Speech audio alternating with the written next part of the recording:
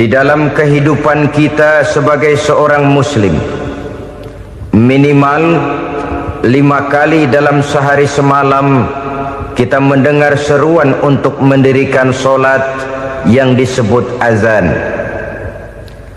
Ada kalimat menarik di dalam kalimat azan itu, yakni seruan hayya 'alal falah, marilah menuju kepada keberuntungan, marilah meraih kemenangan.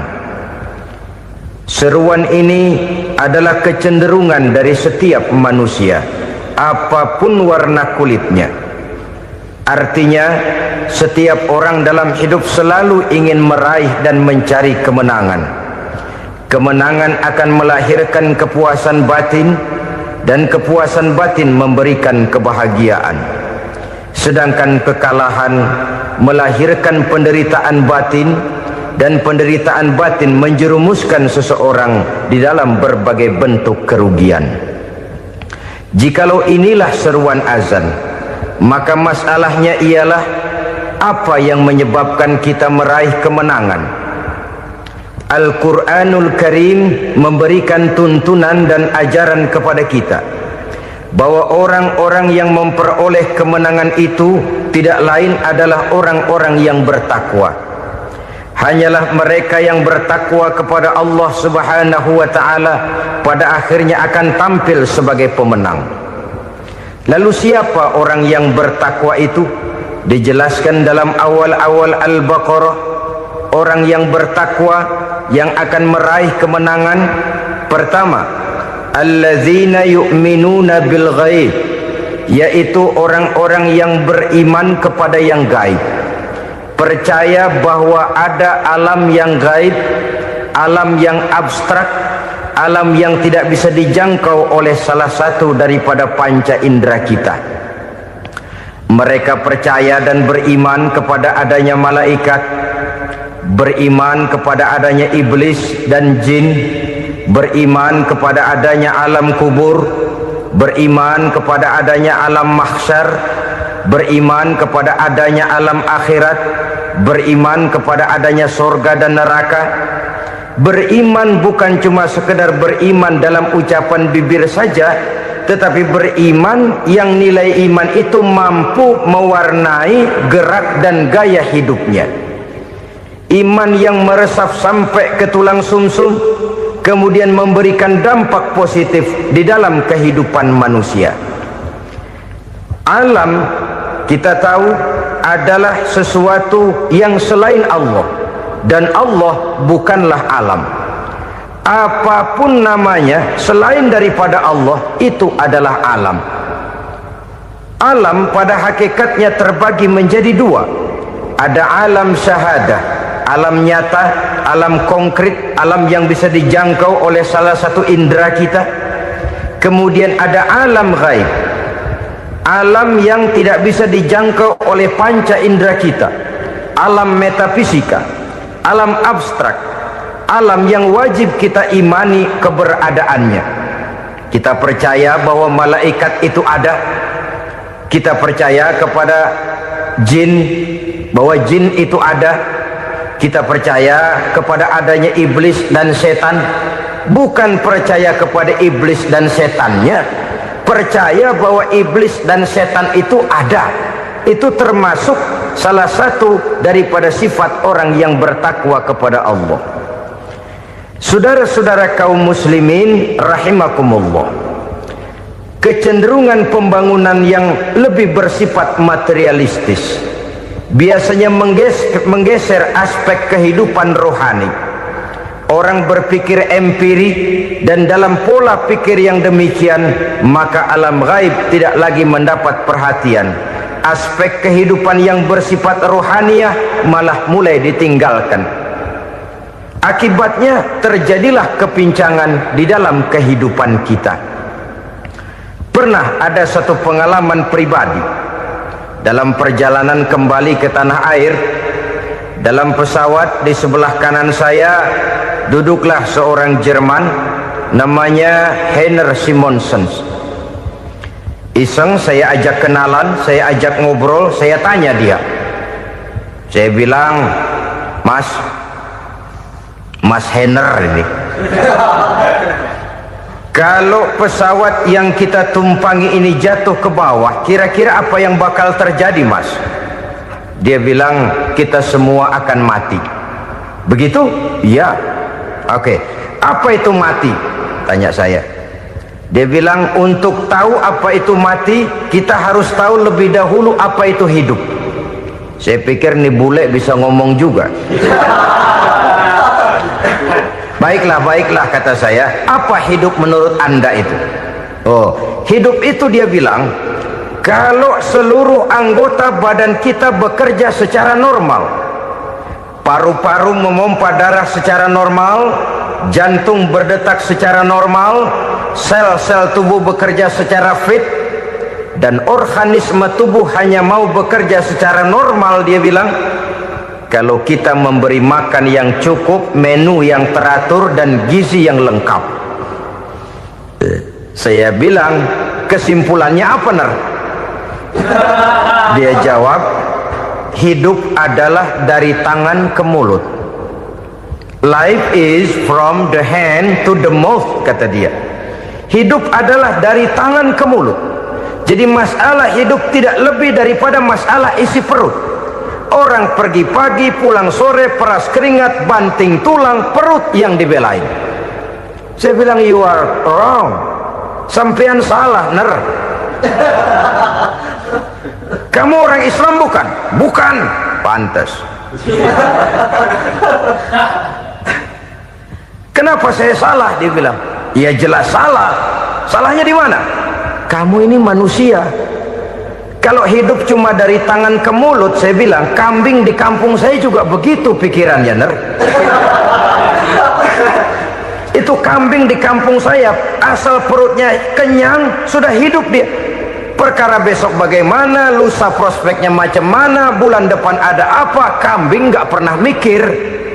Di kampung saya kambing juga pikirannya begitu. Kamu Kristen ya?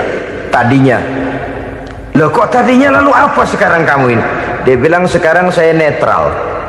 Saya tidak beragama, tapi saya percaya kepada Tuhan sebagai pencipta alam. Saya ingat benar dia bilang, I haven't any religious, but I believe to God as the creator of the world.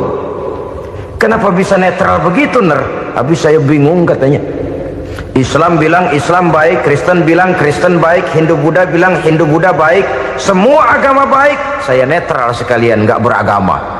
Yang penting saya percaya kepada Tuhan. Saya bilang, Ner, kamu ini kayak orang mau beli celana, lalu bingung. Yang satu bilang Levi's bagus, yang satu bilang Blue Jean hebat, yang satu bilang Wool England hebat. Celana ini hebat, celana itu bagus, celana ini hebat, semua celana bagus, kamu bingung. Akhirnya netral, tidak pakai celana. Itu juga salah. Saya pikir-pikir, kemudian saya melihat bahwa dua pola berpikir Henner ini nampaknya sudah mulai menggejala di lingkungan masyarakat bangsa kita. Disadari atau tidak, secara jujur kita harus berkata, dua pola pemikiran Henner ini mulai berkembang di tengah masyarakat bangsa kita. Pertama, pola pikir materialisme. Hidup adalah dari tangan ke mulut. Masalah hidup tidak lebih masalah isi perut. Itu yang perlu dibela, dan disitulah arti kehidupan. Pergi pagi, pulang sore, peras keringat, banting tulang untuk mempertahankan perut. Kalau sudah kemari cara orang berpikir, maka buat apa percaya kepada yang gaib? Untuk apa sholat? Untuk apa puasa? Untuk apa zakat? Untuk apa menghadiri majelis taklim? Tanpa kepercayaan kepada yang gaib, hidup berjalan menurut alur empiris dan materialis. Kalau sudah ke sana cara orang berpikir, biasanya orang lalu cenderung menghalalkan segala cara. Hanyalah orang yang percaya bahwa akhirat ada, hanyalah orang yang percaya bahwa alam kubur itu ada, hanyalah orang yang percaya bahwa malaikat itu ada, hidupnya akan lebih terarah dan terkendali. Karena kepercayaan kepada yang gaib yang merupakan fase daripada kehidupan setelah hidup yang sekarang ini, mewarnai gerak pribadi seseorang di dalam dia melakukan kegiatan hidupnya. Pola berpikir materialisme, disadari atau tidak, mulai menggejala di lingkungan masyarakat bangsa kita. Hidup tidak lebih dari urusan tangan ke mulut, mulut ke tangan, tangan ke mulut. Asal perut sudah kenyang, hiduplah sudah. Perkara bagaimana prospek hari yang akan datang, bagaimana akhirat, tidak jadi persoalan. Ini yang oleh Nabi diperingatkan, ad-dunya sijnul mu'min wa jannatul kafir. Dunia adalah penjara bagi orang beriman dan surga bagi orang kafir. Dulu di zaman Belanda hadis ini pernah disalah tafsirkan, disalah artikan, digunakan sebagai senjata untuk mengkebiri dan membuat impoten umat Islam. Sudahlah umat Islam gak usah macam-macam, kata Belanda. Dunia ini kan penjara buat orang Islam, surga buat orang kafir. Di penjara jangan bertingkah.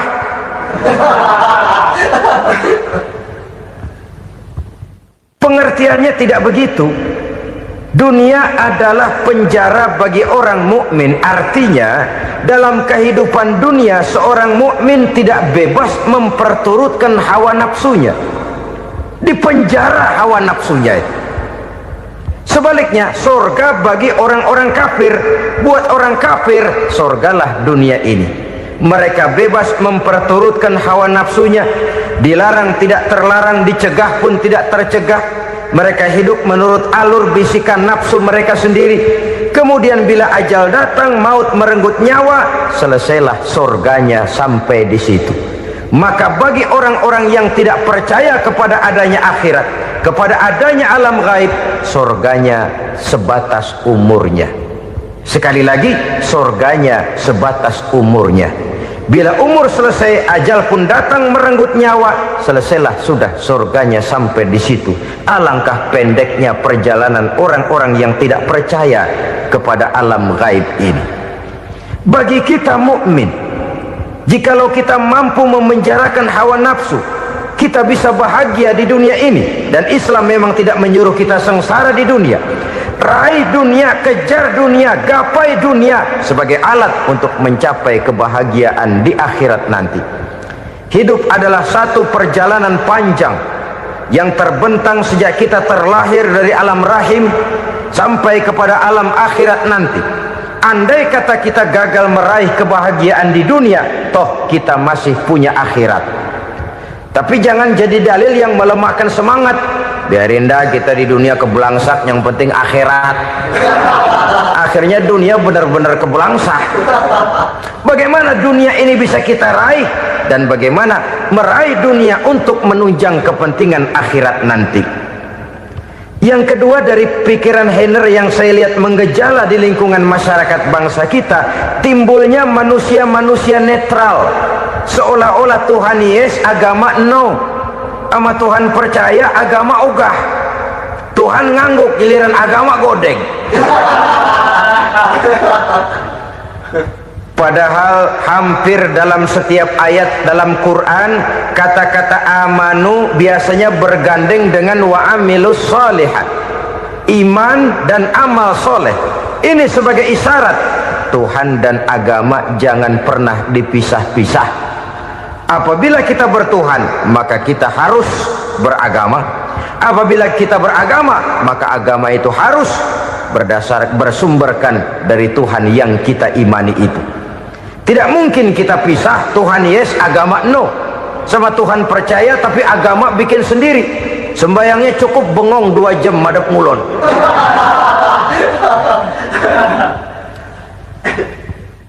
Saudara-saudara kaum muslimin rahimakumullah. Jadi dengan demikian, agama yang kita akui merupakan unsur mutlak di dalam pembangunan sekarang ini, merupakan bagian dari kehidupan yang menuntun kita bahwa di balik alam nyata ini, di balik alam syahadah ini ada alam gaib. Dan mudabbir, murabbi, yang mengatur, yang menguasai, yang memelihara, baik dia alam nyata, baik dia alam gaib, tidak lain adalah Allah subhanahu wa ta'ala. Di sana ada satu super power satu maha kekuatan yang kita perlu bersandar kepadanya.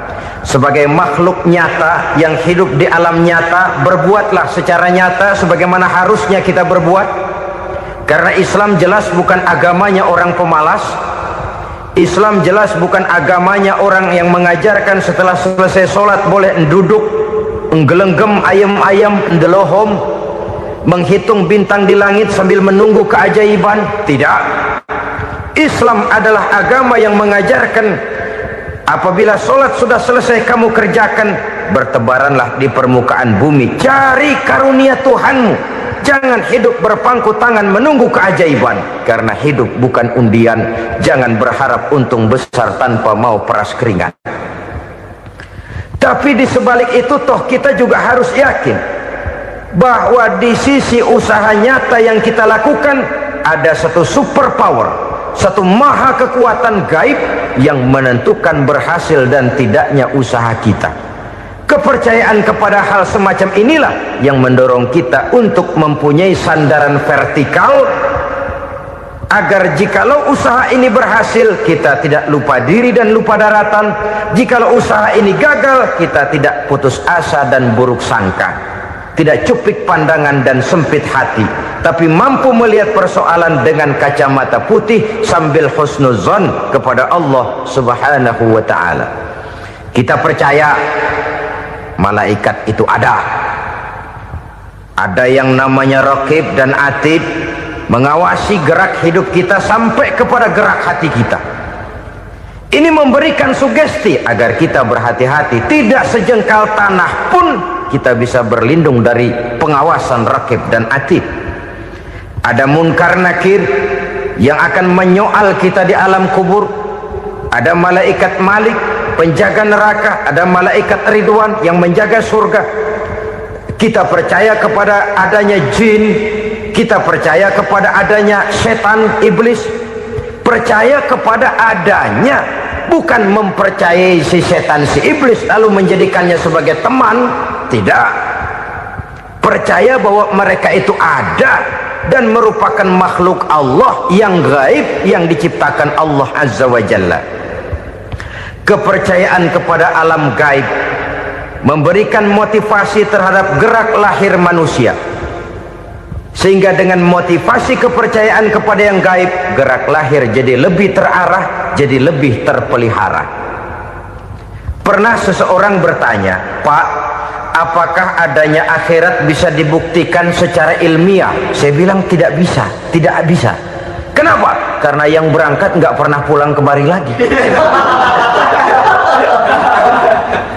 Kalau dia pulang kemari bisa kita tanya bagaimana enak di sono. Cuma secara moral saya katakan, lebih beruntung orang yang percaya kepada akhirat daripada yang tidak. Sekarang saudara percaya akhirat ada, lalu saudara baik-baik di dunia, sholat, puasa, zakat, menolong orang lain, menebarkan kebajikan. Saudara mati, andai kata akhirat tidak ada, toh dalam hidup saudara sudah berbuat baik, paling tidak nama saudara akan dikenang sebagai orang baik.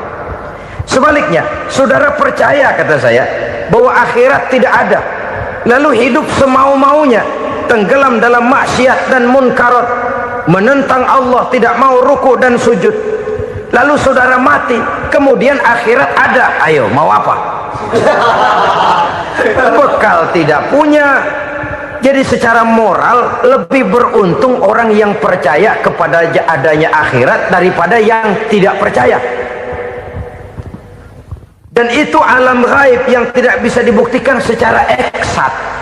Jangankan untuk membuktikan seperti itu, dalam kehidupan sehari-hari saja yang kita rasakan tidak selalu berbentuk toh. Angin, bagaimana sih bentuknya angin? Kita tidak tahu. Merah, buktinya kalau dikerok merah. Yang merah itu kulit, yang kulit kita bukan anginnya. Sakit, rasa sakit itu ada, tapi bagaimana bentuk sakit kita nggak pernah tahu. Kalau kita makan cabai pedas, bagaimana bentuk pedas itu tidak ada, tapi rasa ada. bentuk pedas hijau, cabenya bukan pedasnya. Tidak semua yang kita rasakan bisa kita gambarkan dalam bentuk yang konkret. Oleh karena itu, sekali lagi bahwa kepercayaan kepada alam yang gaib mampu memberikan satu sugesti yang menata kehidupan seseorang lebih lurus, lebih terarah, dan lebih terkendali. Maka wajar kalau kepercayaan kepada yang gaib mengantarkan seseorang untuk meraih kemenangan. Kenapa? Dia percaya kepada yang gaib, bahwa akhirat ada, bahwa alam kubur ada, bahwa pertanggungan jawab itu ada. Maka dia lalu tidak hidup saenae udele dewe, itu loh. Tidak hidup menurut seleranya sendiri, terarah, teratur. Ini cirinya yang pertama. Orang bertakwa yang akan meraih kemenangan, mereka beriman, mereka percaya kepada yang gaib. Bahkan hal-hal konkret saja selalu berangkat dari yang gaib. Saudara-saudara, para remaja, para pemuda sekarang ini tidak pernah tahu toh siapa yang akan jadi teman hidup saudara. Kita bisa saja ngerancang, mentargetkan, tapi toh akhirnya yang namanya jodoh bukan kekuasaan kita. Rezeki di luar kemampuan kita. Begitu juga ajal, maut, jodoh, ajal adalah contoh-contoh konkret bahwa pada akhirnya yang gaiblah yang menentukan. Bertahun-tahun ngelancong, emang jodoh seret nggak jadi.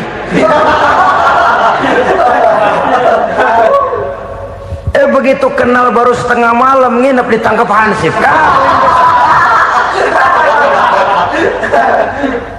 Hal-hal semacam itu kadang-kadang kita berpikir suuzon, gilet, perempuannya cakep banget, lakinya rebek amat.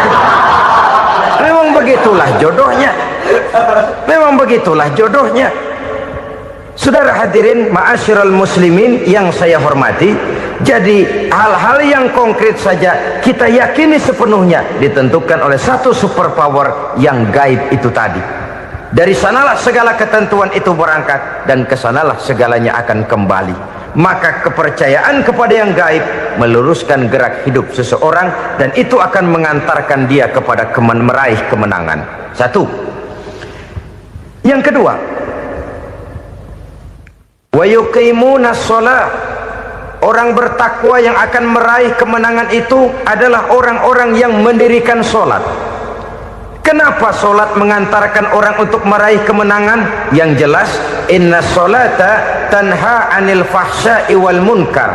Sholat mampu mencegah manusia dari perbuatan keji dan munkar. Banyak filsafat hidup yang terkandung di dalam sholat ini. Sejak kita wudhu sampai kita menghadap ke arah kiblat, sampai kita melakukan gerak-gerak sholat, bacaan-bacaan yang ada di dalam sholat, lalu sampai kepada mengucapkan salam. Banyak filsafat hidup yang terkandung di dalam sholat. Umpamanya saja, setelah takbiratul ihram, mulai kita dengan sholat dalam posisi berdiri. Diajarkan dalam kitab-kitab fikih agar kita melihat ke arah tempat sujud. Ini kan filsafat kehidupan. Kalau kamu sholat dalam posisi berdiri, lihat tempat sujud. Jangan sholat mata jelalatan, sebab nanti bisa mengurangi kekhusyuan.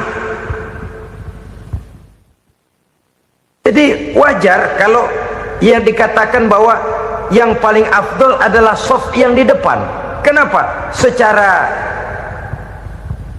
harfiah pengertiannya akan lebih mengundang kekhusyuan. Kenapa? Kalau kita di shaf paling depan di masjid umpamanya paling banter kita lihat tembok. Tapi kalau kita shaf di tengah atau di belakang, orang-orang di depan kita pun akan kelihatan. Yang bajunya loreng, yang bajunya genggang, yang bajunya macam-macam. Kita lihat, kadang-kadang kita pikirin, ada yang bajunya bolong. Kita sholat tapi dalam hati, nih orang bajunya robek, yang nggak tahu apa. Ada saja hal-hal yang mengusik kekhusyuan kita. Oleh sebab itu diajarkan dalam posisi berdiri, lihat, arahkan pandangan matamu kepada tempat sujud. Ini kan filsafat kehidupan. Maksudnya apa? Kalau lagi diri lihat dong tempat sujud. Kalau udah di atas ingat dong sama yang bawah. Kalau sudah tinggi, ingat dong dari mana kamu berangkat. Kalau sudah berkuasa, bantu dong yang lemah. Kalau sudah kaya, santuni dong yang miskin. Kalau sudah alim, bimbing dong yang awam. Ini filsafat kehidupan. Dalam posisi berdiri, kau lihat tempat sujud. Ini akan melahirkan kepekaan sosial, di mana seseorang mau tahu kepada orang lainnya. Bagaimanapun kaya kita, tinggi pangkat dan jabatan kita, jikalau hidup hanya untuk kepentingan perut sendiri saja, rasanya belum membawa manfaat di dalam kehidupan kita. Tapi efek yang tertinggi sesungguhnya, solat mencegah manusia dari perbuatan keji dan munkar. Perbuatan keji dan munkar, walaupun kelihatannya mendatangkan uang, membawa keuntungan, tapi itu keuntungan semu, keuntungan sementara. Dengan menipu orang lain kita bisa dapat untung, tapi tidak membawa berkah, dan itu adalah kerugian besar dalam kehidupan kita. Maka untuk meraih kemenangan harus dimulai dengan membentuk kepribadian yang tegar, memiliki sandaran vertikal yang langsung kepada Allah Subhanahu wa ta'ala, dan itu hanya bisa kita tempuh melalui jalur ibadah formal yang sudah ditentukan Allah, yakni solat yang 5 waktu. Untuk memperkuat itu ada solat-solat sunnah, rawatib, nawafil sebagai terminal kontrol cadangan untuk memelihara stabilitas temperatur batin di dalam kita berhubungan dengan zat yang maha gaib, yaitu Allah Subhanahu wa ta'ala. Orang sering bertanya, Pak, itu tetangga saya nggak sholat, duitnya nggak habis-habis, Pak.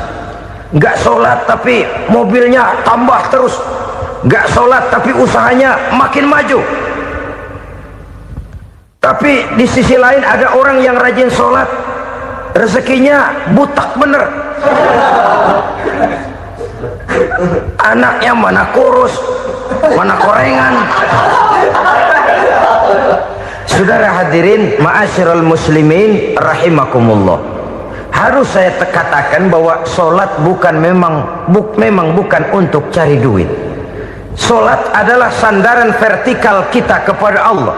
Sedangkan soal rezeki itu berkaitan dengan sifat Allah maha pengasih dan maha penyayang. Allah maha pengasih, siapapun dikasih kalau mau usaha. Allah maha penyayang, tidak semua orang disayang oleh Allah Azza wa Jalla. Dan belum tentu banyak harta itu merupakan nikmat. Mungkin juga istidraj. Artinya istidraj itu dikasih tapi diambulin, kalau bahasa Betawinya itu. Dikasih tapi diambulin, itu bukan merupakan nikmat sesungguhnya, lebih merupakan azab dari Allah Subhanahu wa ta'ala.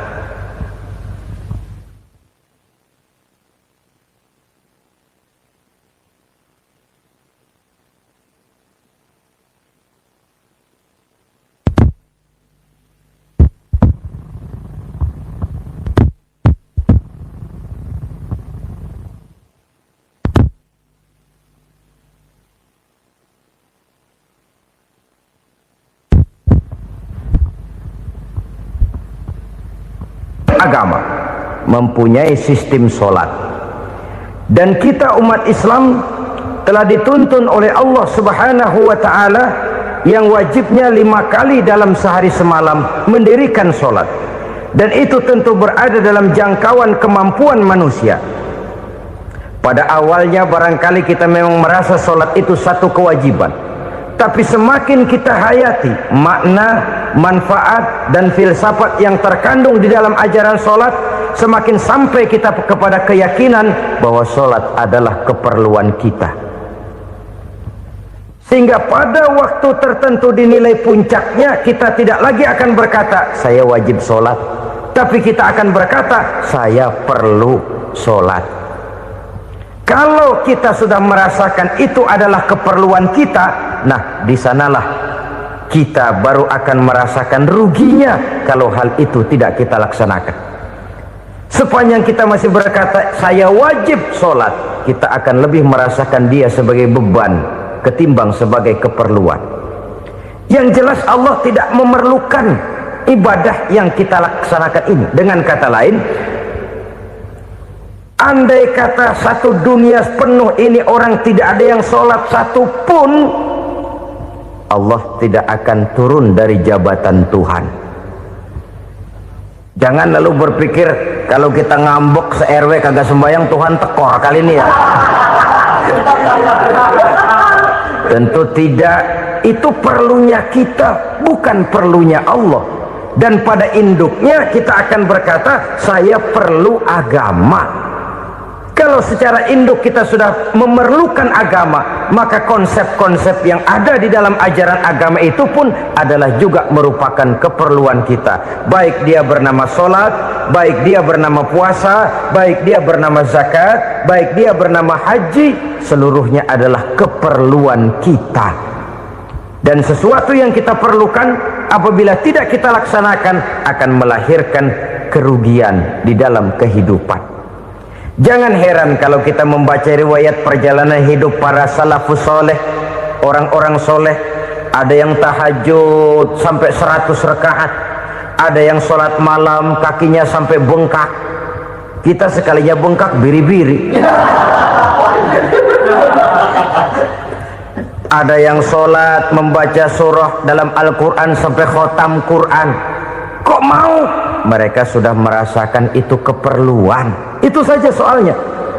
Satu saat pun jikalau kita merasa bahwa itu keperluan saya, kita pun akan melaksanakan seperti itu. Keperluan saya dalam kehidupan. Inilah yang kedua. Yang ketiga, orang bertakwa yang akan meraih kemenangan itu, wa mimma razaqnahum yunfikun. Mereka membelanjakan sebagian daripada rezeki yang diberikan Allah kepada mereka. Mereka infakkan di jalan Allah. Ada satu dialog menarik. Satu hari seorang anak muda bertemu dengan seorang kakek-kakek yang sudah dikenalnya baik. Bertanyalah anak muda ini, "Kek, umur kakek berapa tahun?" 15 tahun, kata si kakek. Anak kakek berapa orang? 1. Harta kakek berapa banyak? 15 juta. Si anak muda ini bengong, lalu protes, "Kok kakek bohongin saya?" "Kenapa?" "Saya tahu umur kakek 70 tahun. Kenapa ngaku 15?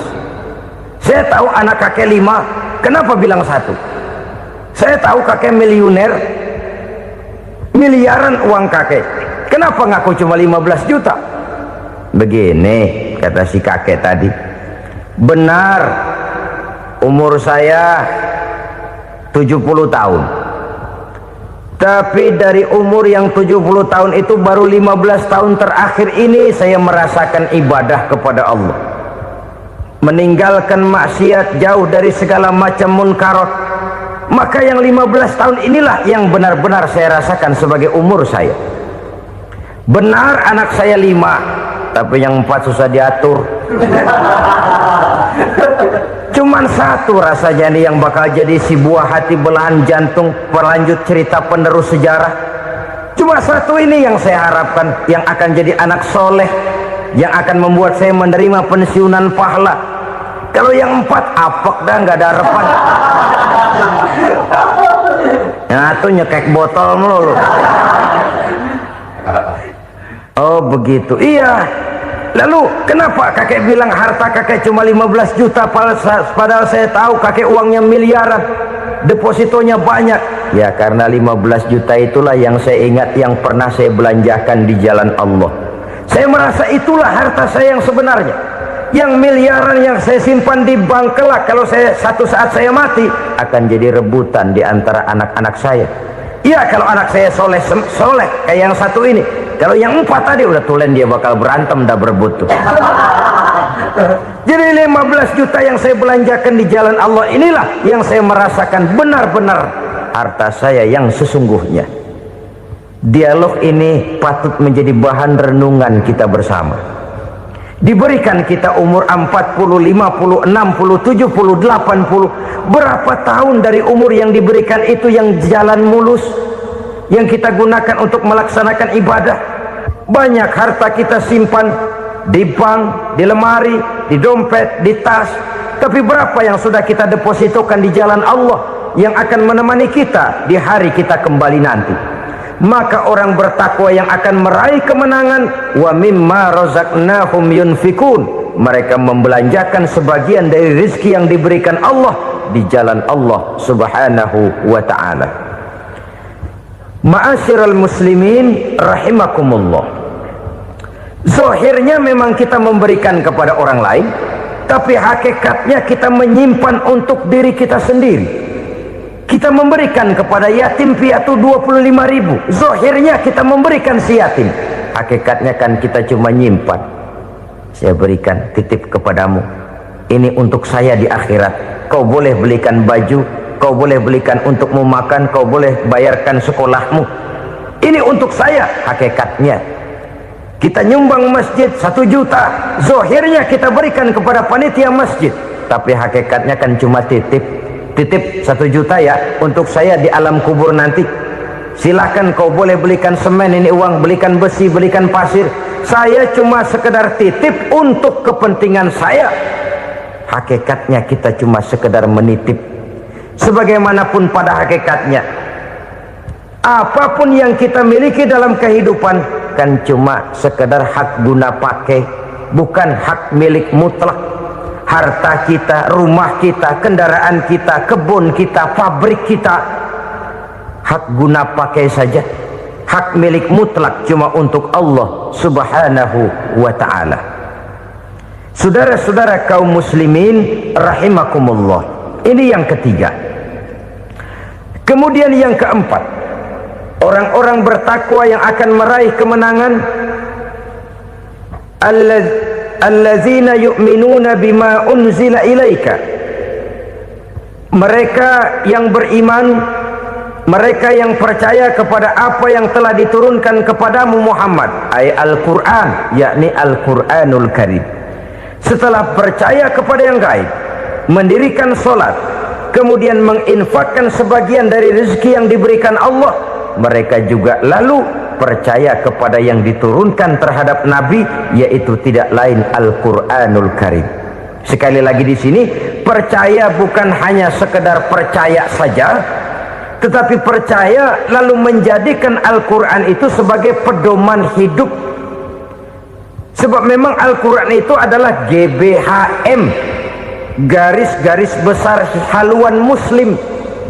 Apa yang harus kita lakukan, apa yang harus tidak kita lakukan, bagaimana mestinya kita bertingkah laku dan berbuat, seluruhnya tercantum di dalam Al-Quranul Karim.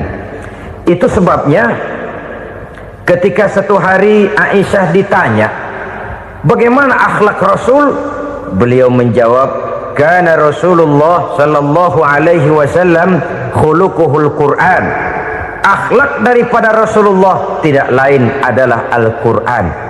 Jawaban simpel ini memberikan gambaran bahwa keseluruhan daripada konsepsi Quran sudah diterjemahkan dalam kehidupan Rasulullah sallallahu alaihi wasallam. Karena kita tahu akhlak adalah keseluruhan dari gerak hidup manusia, sejak ia berpribadi, berumah tangga, bertetangga, bermasyarakat, sampai kepada berbangsa dan bernegara. Al-Quran tetap memberikan sentuhan nilainya. Oleh karenanya, orang-orang yang bertakwa adalah orang-orang yang menjadikan Al-Quran sebagai pedoman dalam kehidupannya. Dan kita yakini Al-Quran diturunkan kepada Nabi Muhammad bukan merupakan produk Nabi Muhammad. Isi dan redaksinya langsung dari Allah subhanahu wa ta'ala. Kemudian cirinya yang kelima, orang bertakwa yang akan meraih kemenangan itu, wa ma unzila min qablika, tidak hanya sekedar percaya kepada yang diturunkan terhadap Nabi Muhammad yaitu Al-Quran, mereka juga percaya kepada apa yang pernah diturunkan kepada para nabi, kepada para rasul sebelum Nabi Muhammad. Percaya kepada adanya suhuf, percaya kepada adanya Taurat, percaya kepada adanya Injil, percaya bahwa Allah dahulunya sudah menurunkan Taurat kepada Musa, percaya bahwa Allah sudah menurunkan Injil kepada Isa, percaya Injil ada, Taurat ada, diturunkan Allah untuk Isa dan Musa, tetapi tidak wajib mengamalkannya karena kita sudah diberikan Al-Quranul Karim. Ini yang perlu saya garis bawahi. Kita percaya Allah telah menurunkan Injil dahulu kepada Isa. Kita percaya bahwa Allah telah menurunkan Taurat dahulunya kepada Nabi Musa. Kadang-kadang ini dijadikan dalih, dikacaukan pengertiannya.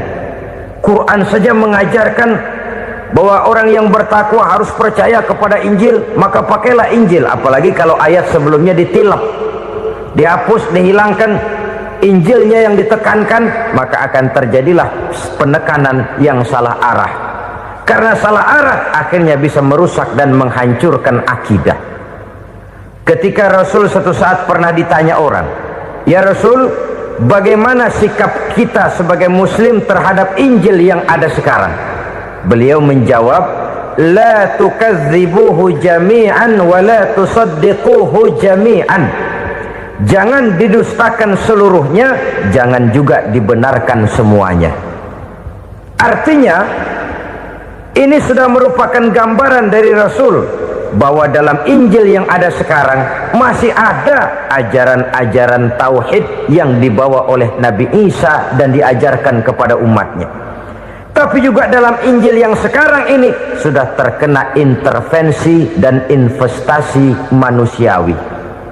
Karena itu Rasul menyimpulkan, la tukadzibuhu jami'an wa la tusaddiquhu jami'an.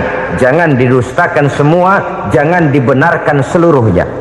Kita memang percaya Allah telah menurunkan Injil kepada Nabi Isa dulu, tapi kita tidak wajib mengamalkan Injil. Kita percaya Allah telah menurunkan Taurat kepada Nabi Musa, tapi kita tidak wajib mengamalkan kitab ajaran Taurat. Yang wajib kita percayai dan kita amalkan hanyalah Al-Quranul Karim.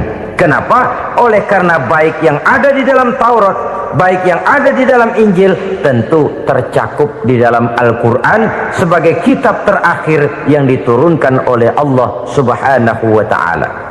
Dan itu wajar. Kalau seorang pejabat mau mengeluarkan satu keputusan baru, tentu dia harus meninjau keputusan-keputusan lama. Andai kata dianggap tidak berlaku, dianggap tidak relevan lagi, maka keputusan-keputusan lama itu tentu sudah dianggap tidak berlaku. Sebagian daripada aturan-aturan dalam keputusan lama yang masih dianggap relevan tercantum dalam keputusan baru yang wajib diamalkan. Begitulah hubungannya antara Al-Quran, Taurat, Zabur, dan Injil.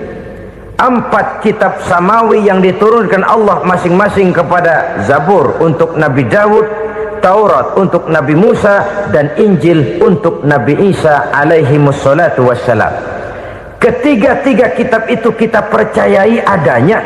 Kita yakini Allah telah menurunkan Zabur, Taurat, dan Injil, tapi kita tidak wajib mengamalkannya. Yang wajib kita mengamalkannya sekarang ini tidak lain hanyalah Al-Quranul Karim saja, karena ia mencakup apa yang ada di dalam Zabur, apa yang ada di dalam Taurat, dan apa yang ada di dalam Injil. Keotentikannya bisa dipertanggungjawabkan. Ya, tapi kan Nabi Muhammad sudah mati 14 abad yang lalu, dan di zaman beliau Al-Quran kan belum dikodifikasikan, belum ditulis. Bagaimana keotentikannya bisa dipertanggungjawabkan? Mudah saja. Allah berjanji, inna nahnu nazzalna dzikra wa inna lahu lahafizun. Kami yang menurunkan Al-Quran dan kami yang akan menjaga dan memeliharanya. Allah turunkan Quran, Allah menjaganya. Bagaimana cara Allah menjaga Al-Quran itu? Banyaknya orang-orang yang hafaz Al-Quran. Hafaz Al-Quran 30 juz, 114 surah, 6.666 ayat. Sehingga jangankan satu kata, jangankan satu ayat, satu kalimat saja berubah sudah akan timbul reaksi dan mudah dimengerti. Kenapa? banyak orang-orang yang hafaz Al-Quran. Sedangkan pada setiap akhir tahun biasanya malaikat Jibril selalu mengadakan checking terhadap ayat-ayat yang diturunkan pada waktu itu. Di zaman Nabi sendiri sudah ada usaha kodifikasi. Dan yang lebih luar biasa lagi, sampai hari ini tidak seorang pun mampu membuat satu ayat saja semacam Al-Quran. Ke bahasa manapun dia diterjemahkan, naskah aslinya tetap ikut, rujukan dasarnya tetap ada. Berdasarkan itu maka tidak mungkin terjadi penyelewengan terhadap atau pemalsuan terhadap ayat-ayat Al-Quranul Karim. Kesuciannya, keotentikannya, kemurniannya bisa dipertanggungjawabkan. Ma'asyiral muslimin rahimakumullah. Oleh karenanya, konsepsi dasar daripada ajaran Islam ini memang tidak lain adalah Al-Quran dan Sunnah. Isi daripada agama Islam yang merupakan iman, Islam dan ihsan, konsepsi dasarnya tidak lain adalah Al-Quran dan Sunnah Rasulullah Sallallahu Alaihi Wasallam. Maka yang kita perlukan sekarang ini adalah terjemahan Al-Quran di dalam kehidupan kita. Dengan demikian, maka gaya kehidupan yang lebih Qurani itulah yang kita dambakan. Kita perlu memang terjemahan Quran dalam bahasa Inggris, dalam bahasa Belanda, dalam bahasa Jepang, tapi yang lebih kita perlukan adalah terjemahan Quran di dalam kehidupan kita. Konsekuen, tidak memanipulasi, ringan sama kita jinjing, berat sama kita pikul. Jangan kalau lempengan ayat Quran tuh kira-kira enak diamalin, keras teriakan kita. Giliran kira-kira ayat Quran itu mukul kepala kita sendiri, diam kita. Itu ciri yang pernah disindir Allah dalam awal-awal Baqarah juga itu. Ciri beragamanya orang yang munafik. Kullama adha'a lahum masyawfih, kata Allah, wa iza azlama alaihim qamu. Apabila terang mereka jalan, apabila gelap mereka berhenti. Artinya kalau kira-kira di Islam nguntungin, rame-rame pada teriak Islam. Tapi ketika diminta untuk berjuang, ketika dituntut untuk berkorban, rame-rame mengundurkan diri. Nasib agama tidak ubahnya seperti daun pisang yang dikait orang di tepi jalan lantaran tak berpayung di ketika hari hujan. Manakala hujan usailah sudah, daun itu pun dicampakkan di tepi jalan, diinjak pula orang nan lalu. Artinya orang menjadikan agama cuma sebagai lipstick, decoration only, tidak konsekuen. Hanya pada saat-saat kelihatannya Islam membawa keuntungan, rame-rame orang teriak-teriak tentang Islam. Tapi jikalau diminta berjuang, jikalau dituntut untuk berkorban, biasanya rame-rame juga mengundurkan diri. Jangan heran kalau mayoritas hitungan kita, tapi minoritas peranan kita. Kuantitas kita dalam jumlah, tapi dalam kualitas kita lebih sering jadi penonton daripada jadi pemain. Padahal itu sangat tidak boleh terjadi. Umat Islam di Indonesia harus bangkit. Umat Islam di Indonesia harus sadar akan keberadaannya. Tidak boleh hanya jadi penonton berpangku tangan, karena memang agama kita juga mengajarkan untuk konsekuen di dalam menjabarkan ajaran-ajaran daripada agama kita. Kita sering menjadi jatuh menjadi umat yang lemah oleh karena kita ini tidak pandai menggalang kebersamaan yang diakibatkan tidak konsekuennya kita. Diistilahkan bahwa umat Islam di dalam menggalang kebersamaannya itu harus seperti orang main sepak bola. Saudara-saudara kan tahu orang main sepak bola itu. Orang main sepak bola, kalau pertandingan belum dimulai sih silakan saja kumpul di luar lapangan, atur strategi yang baik. Tapi kalau pertandingan sudah dimulai, turun ke lapangan hijau, jangan kumpul terus. Ada sepak bola gotong royong, mundur-mundur rame-rame, depan ke depan kumpul melulu mainnya. Kalah. Orang main sepak bola itu ya harus ada penyerang tengah, harus ada penjaga gawang, harus ada strikernya, harus ada kiri luarnya, kanan dalamnya yang jadi backnya. Posisi boleh bermacam-macam, tapi yang penting saling ngoper untuk menggolkan gawang lawan. Begitulah umat Islam ini. Boleh ada yang jadi pejabat, boleh ada yang jadi pengusaha, boleh ada yang jadi petani, silakan ada yang jadi seniman, ada yang jadi penyair, ada yang jadi artis sekalipun. Tapi kalau sudah berhasil menguasai bola, jangan lupa operannya. Operan itu yang langka. Kita ini muslim kadang-kadang kalau sudah memegang menguasai bola, kalau belum mau mampus, belum mau ngoper. Nanti kalau sudah nggak punya bola, baru mau ngoper. Kalau sudah dengar-dengar mau dekat pensiun, baru mau jihad, baru mau berjuang, baru mau ngurus pesantren. Tanda tangan sudah tidak laku, memo sudah tidak dihargai, baru mau berjuang. Kemarin kemana, Mas? Kita tidak pandai memanfaatkan posisi. Dengan kata lain, kalau kembali kepada persoalan kita, konsekuensi kita terhadap agama yang kita anut ini belum ideal. Kita masih lebih sering berislam ini pada saat-saat yang menurut perhitungan kita membawa keuntungan. Tapi kalau diminta berjuang, dituntut berkorban, yang itu pun hakikatnya adalah untuk kepentingan kita juga. Allah tidak pernah menuntut kita untuk jihad bagi kepentingan Allah, itu tidak. Berjuang menegakkan agama Allah, apakah untuk kepentingan Allah? Tidak. Untuk kepentingan kita.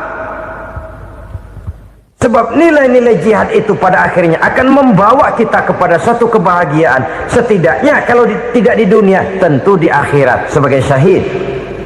Oleh karena itu, pada bagian akhir ini saya ingin mengajak, marilah kita konsekuen.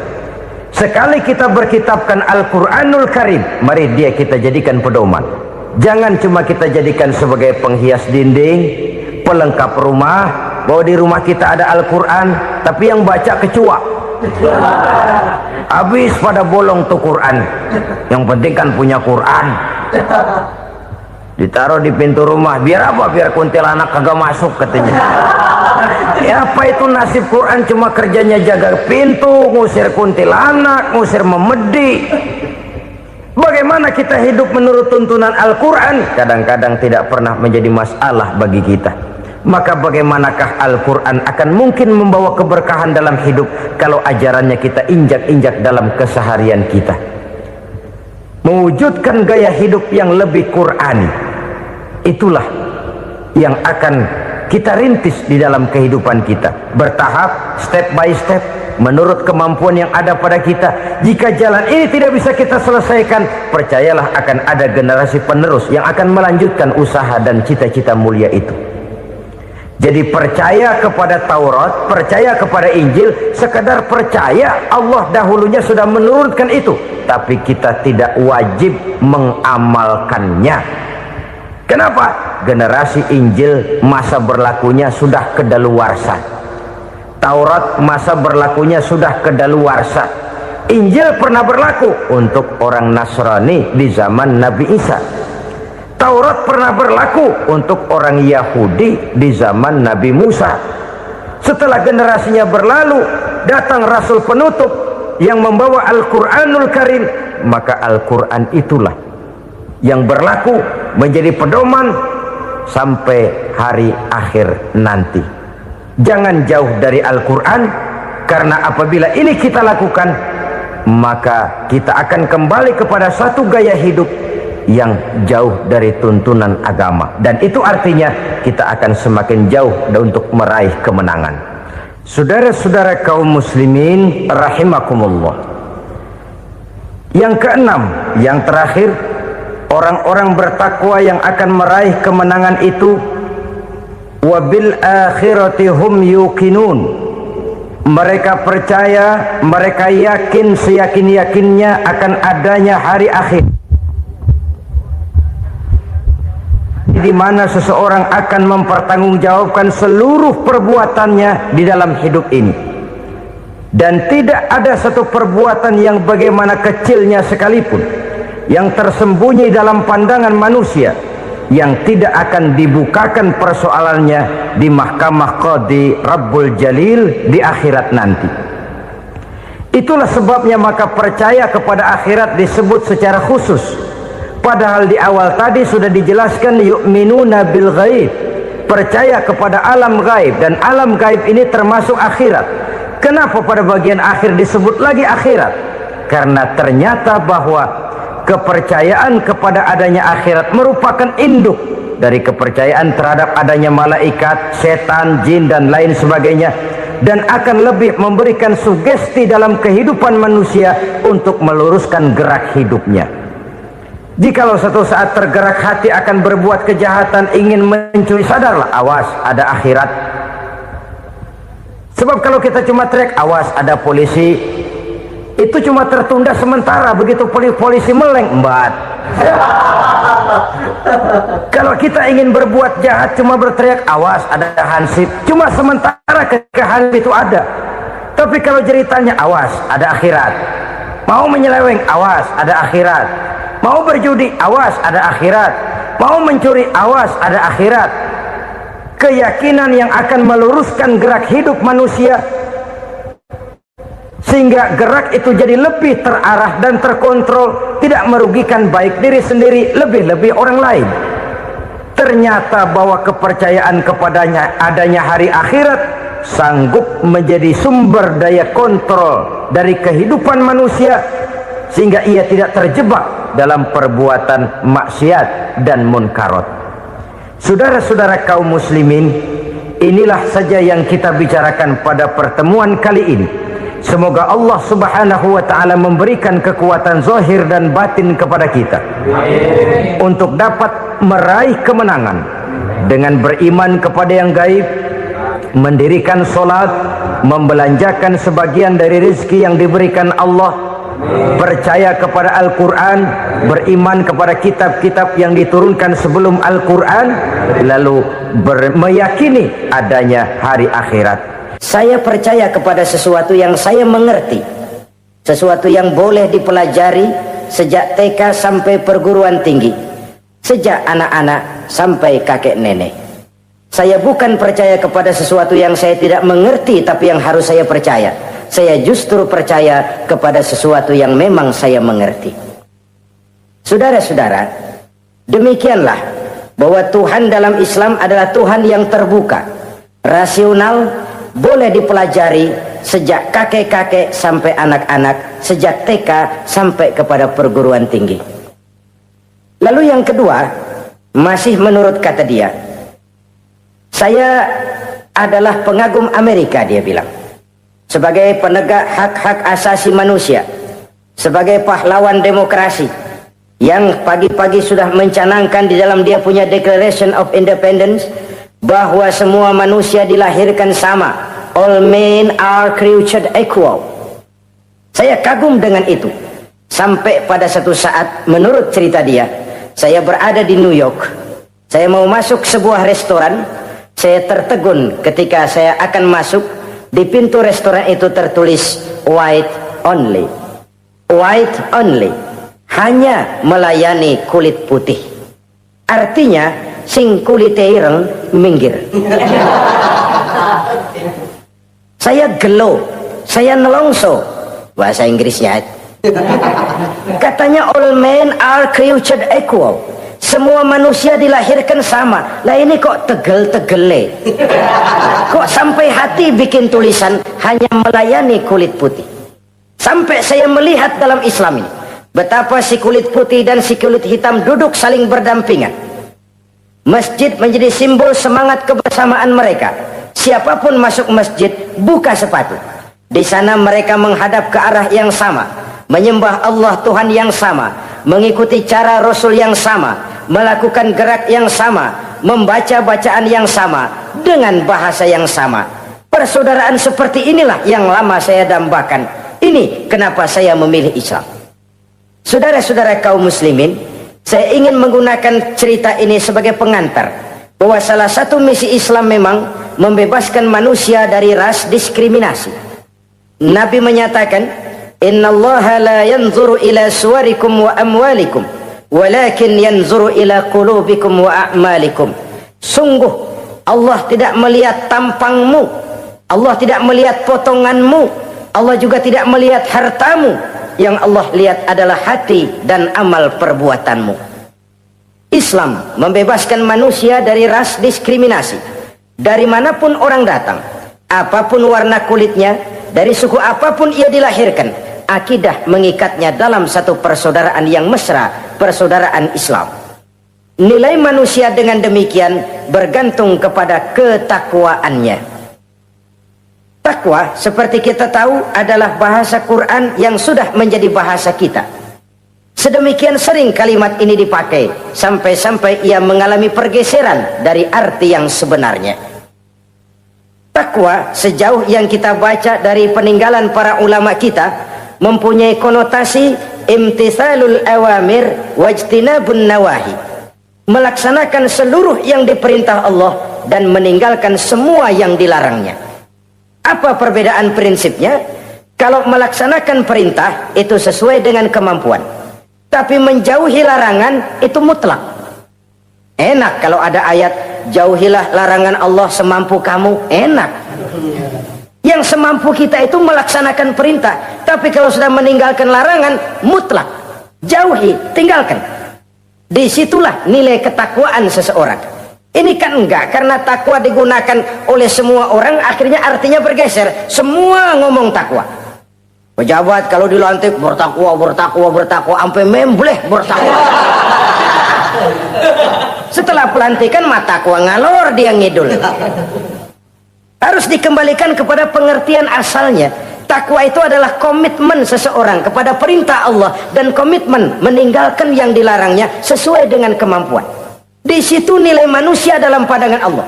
Yang tadi Nabi katakan, Allah nggak lihat potongan kita, Allah nggak lihat harta kita. Yang Allah lihat adalah hati dan amal perbuatan, dan itulah takwa itu. Maha benar Allah dengan firman-Nya yang menyatakan, inna akramakum indallahi atqakum. Yang paling mulia di antara kamu dalam pandangan Allah adalah orang yang paling bertakwa kepadanya. Sering sekali sekarang ini kalimat agama digunakan untuk maksud yang tidak sama dengan maksud agama. Ya contoh kalimat takwa ini. Atau misalnya kita baca iklan, telah berpulang ke rahmatullah dengan tenang. Kalau dengan tenangnya sih boleh dah, mana ada orang mati kelojotan. Tenang. Tapi ke rahmatullah. Rahmatullah itu kan artinya kasih sayang Allah. Kasih sayang Allah itu kan surga. Kalau bajingan mati, enggak ke rahmatullah pulangnya. Kalau mau jujur mestinya telah pulang ke neraka.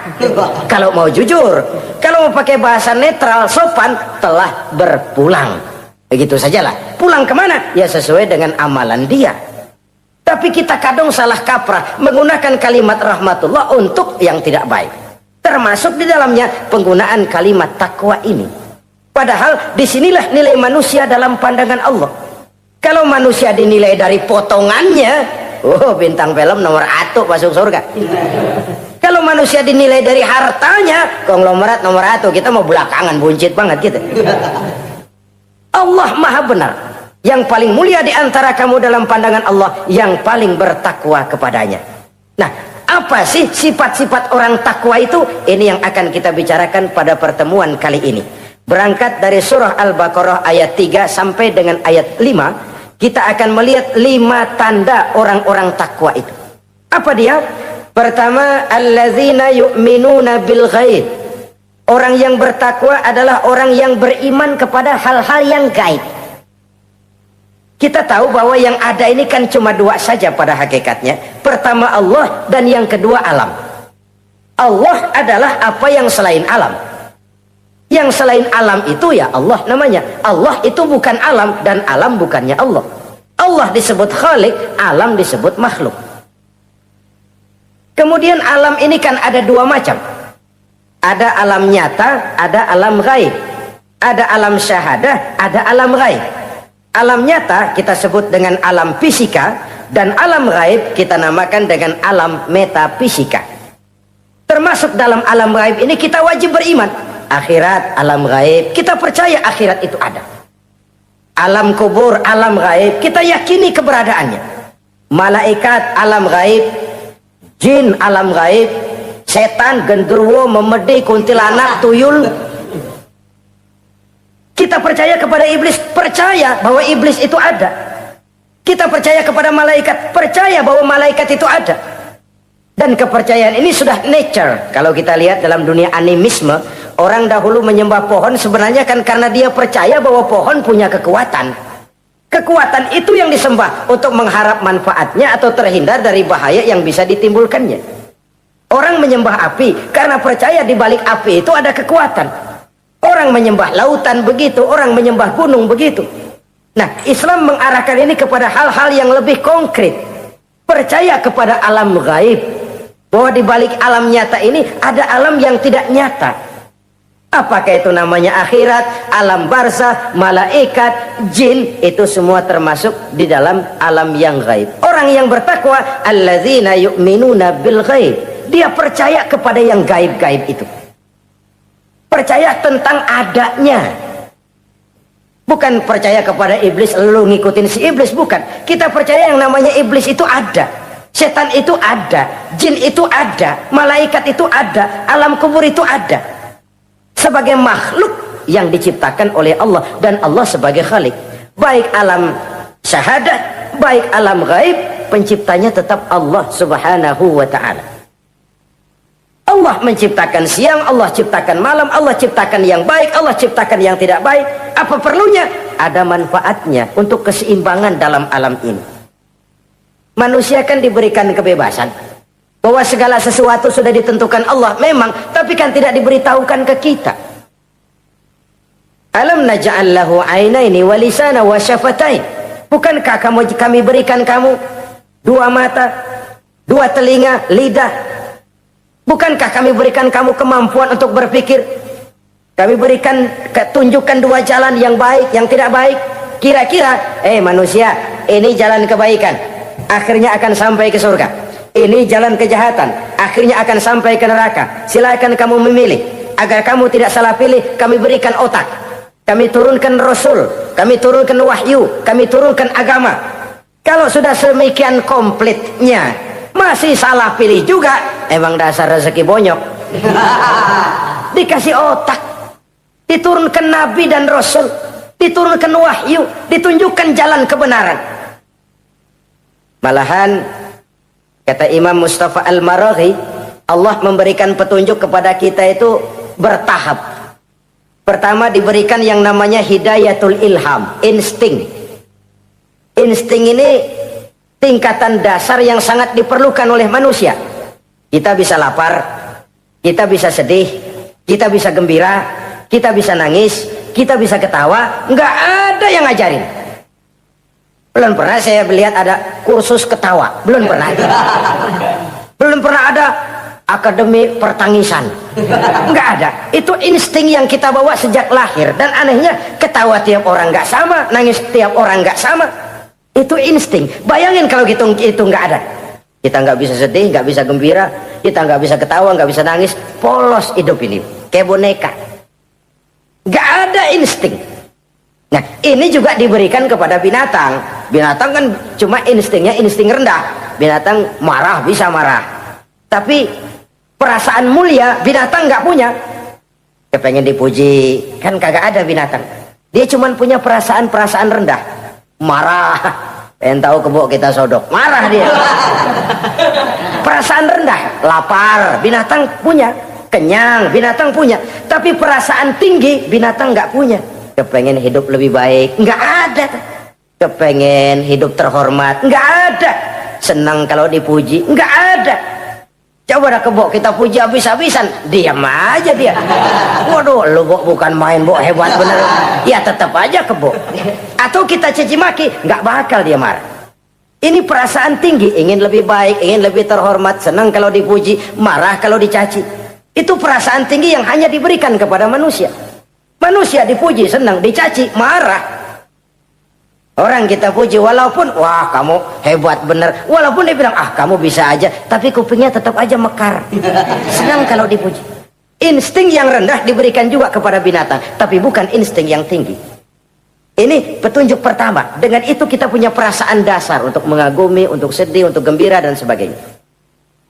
Setelah insting kita diberikan panca indera yang kerjanya juga nggak sama. Penciuman dengan pendengaran dengan penglihatan kan nggak sama. Yang enak buat kuping belum tentu enak buat hidung. Orang buang angin kalau ditinjau dari segi bunyi enak buat kuping, tapi hidung kan kelabakan. Kerjanya nggak sama. Panca indera ini penting sebagai kesiapan untuk melayani insting. Persiapan melayani insting. Cukupkah? Tidak. Binatang juga diberikan panca indera. Bahkan kadang-kadang panca indera binatang lebih tajam daripada panca indera manusia. Nah, lalu diberikan yang ketiga, ini yang membedakan manusia dari binatang. Apa? Hidayah berupa akal, pikiran. Dengan ini, coba kita lihat. Manusia bikin rumah, burung bikin rumah.